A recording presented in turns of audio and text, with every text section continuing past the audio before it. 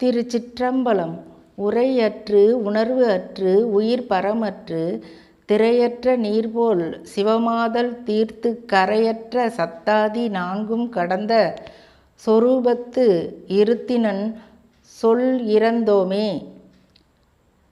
தான் என்ற ஆணவம் காரணமாக பரம்பொருள் நினைவற்று இருக்கின்ற தன்மை இவையெல்லாம் என்னை விட்டு விலகி போக அலை ஓசை ஆரவாரமின்றி அமைதியாக இருக்கின்ற நீர்நிலை போல மனம் சிவமயமாய் சிவானந்தத்தில் லயித்து கிடக்கின்ற நிலை வந்தது.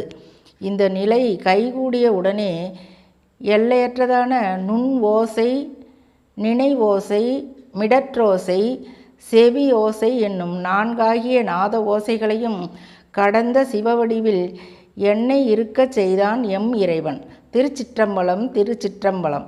தாழ் தந்த போதே தலை தந்த எம்மிறை வாழ் தந்த ஞான வழியையும் தந்திட்டு வீடு அந்தம் இன்றியே ஆள்க என விட்டு அருள்பாடு இன்முடி வைத்து பார்வந்து தந்ததே. தன்னுடைய திருவடிகளை என் உள்ளத்தில் பதித்து திருவருள் துணை செய்த போதே பொறி புலன்களை அடக்கியாலும் தலைமை தன்மையையும் ஆளுமையும் எனக்கு அருளியவன் எம் இறைவன். அஞ்ஞான தொடர்புகளை அறுத்தெறியும் வலிமையையும் அதற்கு துணையாக ஞானமாகிய வாளையும் உதவி பேரின்ப வீட்டை முடிவற்ற காலம் ஆள்க என அருளி செய்ததோடு இம்மண்ணுலகில் எனக்கு ஞான குருவாக வந்து திருவருள் தோன்றுமிடமாகிய திருவடிகளை என் தலைமீது வைத்து அருளினான் எம்பெருமான்.